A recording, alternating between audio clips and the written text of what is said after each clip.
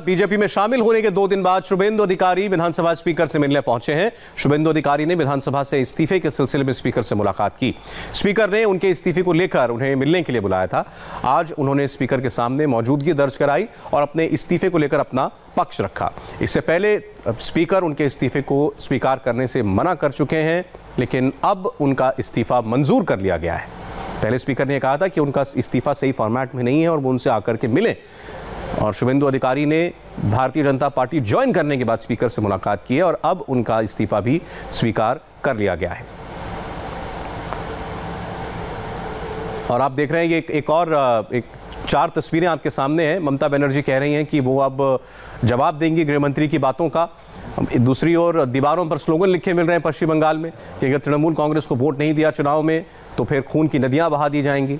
और बीजेपी सांसद की पत्नी अब टीएमसी में शामिल हो गई, सुजाता मंडल खान, वो अब बीजेपी में शामिल हुई हैं।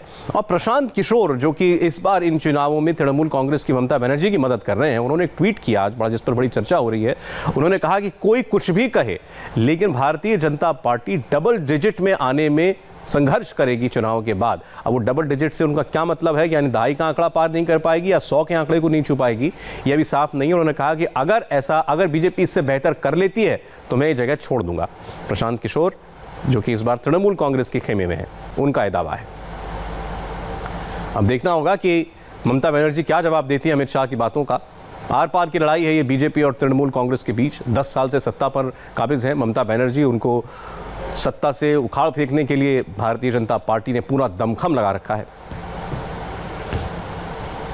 आगे बढ़ेंगे अब। अस्थमा, माइग्रेन, बीपी जैसे असाध्य रोगों का संपूर्ण इलाज। देखिए ब्रेक के बाद स्वामी रामदेव की आरोग्य